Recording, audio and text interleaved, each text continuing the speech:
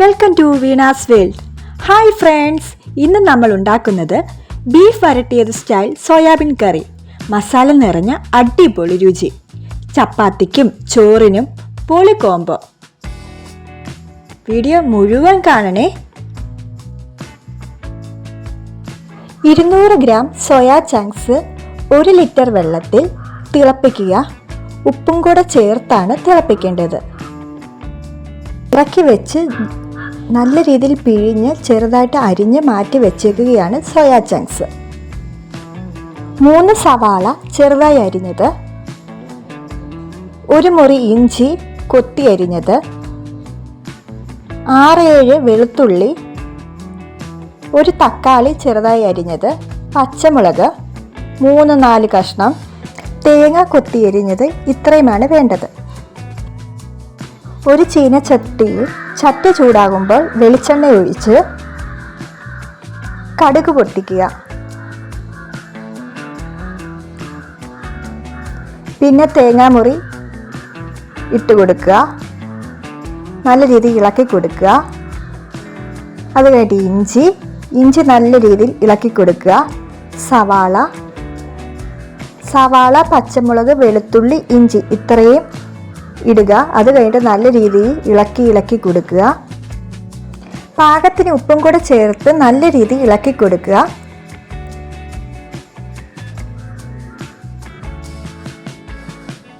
അങ്ങനെ വരണ്ട് വരുന്നുണ്ട്.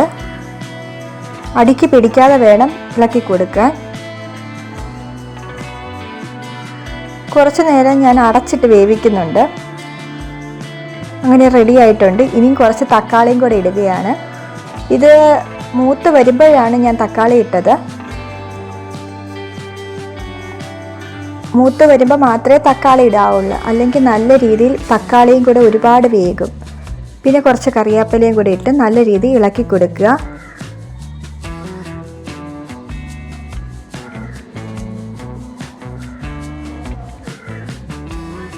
നല്ല രീതിയിൽ ഇളക്കി കൊടുത്തു കഴിഞ്ഞിട്ട് ഇനി നമുക്ക് പൊടികളിടാം. മഞ്ഞൾപ്പൊടി 1 സ്പൂണ്, മല്ലിപ്പൊടി 2 സ്പൂണ്, മുളക് പൊടി 3 സ്പൂണ്. ചെറിയ സ്പൂണാണ് ഇതൊക്കെ ഇടുന്നത്. ചിക്കൻ മസാലയാണ് ഞാൻ ഇടുന്നത്.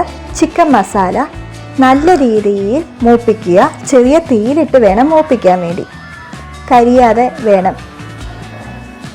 അത് കഴിഞ്ഞിട്ട് ഒരു 3 സ്പൂൺ, ചെറിയ സ്പൂണാണ്, 3 സ്പൂൺ കുരുമുളക് എല്ലാം കൂടെ ചേർത്ത് ഇളക്കി കൊടുക്കുക. ഇനിയും കുറച്ച് വെള്ളമൊഴിക്കാം. വെള്ളമൊഴിച്ച് ഒന്ന് ചെറിയ രീതിയിൽ ഒന്ന് തിളക്കട്ടെ. തിളച്ച് കഴിഞ്ഞിട്ട് നമ്മുടെ സോയാബീൻ ഇട്ട് നല്ല രീതിയിൽ ഇളക്കി കൊടുക്കുക. ഇത് നല്ല രീതിയിൽ അടുക്കി പിടിക്കാതെ എല്ലാ മസാലയും സോയാബീൻ പിടിക്കുന്ന രീതിയിൽ വേണം ഇളക്കി കൊടുക്കുക. ഇനി കുറച്ച് നേരം അടച്ചിട്ട് വെക്കുക. പിന്നെ ഇടയ്ക്കിടയ്ക്ക് അടച്ചിട്ട് വെച്ചിട്ടും ഇടയ്ക്കിടയ്ക്ക് ഇളക്കി കൊടുക്കുക, അടുക്കി പിടിക്കാതെ. കണ്ടോ, ഇങ്ങനെ ഇടയ്ക്കിടയ്ക്ക് ഇളക്കി കൊടുക്കുക. അങ്ങനെ സംഭവം സെറ്റ്. എങ്ങനെയുണ്ട് എൻ്റെ സോയാബീൻ വരട്ടിയത്? അതെ, ബീഫ് വരട്ടിയത് പോലെ തന്നെയാണ്. നമ്മൾ എങ്ങനെ ബീഫ് കഴിക്കുന്നതോ അതേ രുചി തന്നെ. അപ്പം എല്ലാവരും വീട്ടിൽ ട്രൈ ചെയ്ത് നോക്കണേ. ഈ ബീഫ് വരട്ടിയത്, അല്ല, ഈ സോയാബീൻ വരട്ടിയത് മാത്രം മതി 1 കിണ്ണം ചോറുണ്ണാൻ. അപ്പം എല്ലാവരും ഇത് ട്രൈ ചെയ്ത് നോക്കണം. ട്രൈ ചെയ്ത് നോക്കിയിട്ട് അഭിപ്രായം കമൻറ്റിലൂടെ അറിയിക്കുകയും വേണം. വീഡിയോ ഇഷ്ടമായെങ്കിൽ ലൈക്ക്, ഷെയർ, സബ്സ്ക്രൈബ് ചെയ്യാൻ മറക്കല്ലേ. കാണാം അടുത്ത വീഡിയോയിൽ.